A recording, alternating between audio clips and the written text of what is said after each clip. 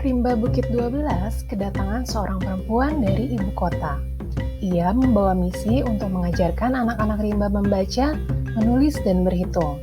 Perjalanan awalnya tidak mudah. Ia mendapatkan penolakan dari orang rimba. Namun dengan kegigihan untuk beradaptasi sebagai bentuk etika publiknya, dalam waktu sekitar 7 bulan sejak kedatangannya, akhirnya anak-anak suku rimba mau belajar baca, tulis, dan berhitung. Terbukti keberhasilannya membuat anak-anak dapat baca tulis hitung merupakan perwujudan dari nilai yang lebih dari tanggung jawab.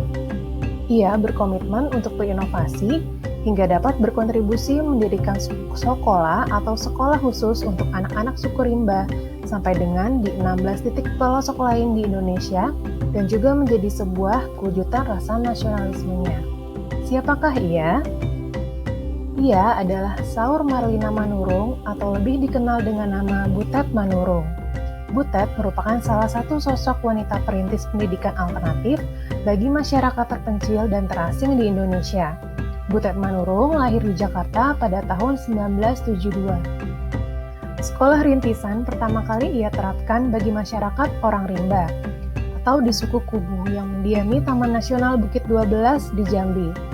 Metode yang diterapkannya bersifat setengah antropologis, sesuai dengan latar belakang pendidikan yang ia jalani saat berkuliah di Australian National University. Pengajaran membaca, menulis, dan berhitung dilakukan sambil tinggal bersama masyarakat didiknya selama beberapa bulan. Sistem ini dikombinasi dengan mempertimbangkan pola kehidupan sehari-hari masyarakatnya. Setelah tersusun secara sistematis, ia mengembangkan sistem sekolah rimba yang kemudian diterapkan pula di berbagai tempat terpencil lainnya di Indonesia seperti di Halmahera dan Flores. Ia bertekad memerdekakan masyarakat adat dari pembodohan dan pemiskinan. Di sekolah rimba, ilmu baca tulis hitung bukan bertujuan mengganti ilmu-ilmu adat yang sudah ada, melainkan sebagai ilmu tambahan dari luar untuk menanggapi situasi dari luar rimba pula. Baca tulis hitung adalah gerbang awal bagi pengetahuan-pengetahuan lain yang kelak memungkinkan orang rimba menjawab masalah di luar hutan, mengusir pembalak hutan, dan mencuri kayu. Sebagai sosok yang berpengaruh terhadap pendidikan alternatif di Indonesia, Butet memiliki nilai-nilai karakter yang dapat kita teladani sebagai generasi penerus bangsa. Nilai-nilai aneka yang dapat diteladani dari sosok Butet adalah akuntabilitas. Keberhasilan Butet mengenalkan anak-anak suku rimba pada kegiatan membaca, menulis, dan menghitung bukan hanya berawal dari keinginannya melakukan sesuatu yang bernuansa petualangan, tapi di dalamnya ada sebuah perjuangan yang tidak mudah. Karena dari situlah ia menemukan jati diri yang lebih sempurna dalam mewujudkan tanggung jawabnya. Nasionalisme, dengan nilai indikator kerja keras, jiwa sosial, mencintai sesama manusia, dan rela berkorban.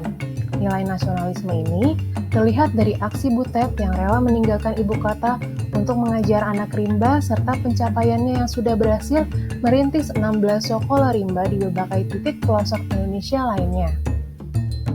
Nilai etika publik terlihat dari proses Butet belajar untuk beradaptasi dengan norma masyarakat adat yang berbeda hingga dapat menerapkan norma dan etika yang berlaku.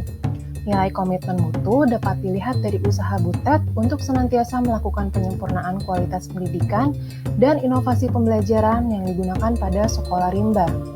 Nilai anti korupsi tersirat di dalam tujuan Butet dalam mendidik anak-anak rimba yang bukan hanya berfokus pada belajar membaca, menulis, dan menghitung, akan tetapi untuk menerapkan semangat integritas, nilai-nilai kepedulian, kejujuran, mandiri, disiplin, tanggung jawab, kerja keras, sederhana, berani, dan adil. Itulah tadi aktualisasi nilai-nilai aneka dalam sosok Butet Manurung. Sungguh inspiratif ya. Yuk kita teruskan perjuangan Butet dengan mengaktualisasikan nilai-nilai aneka dalam diri kita.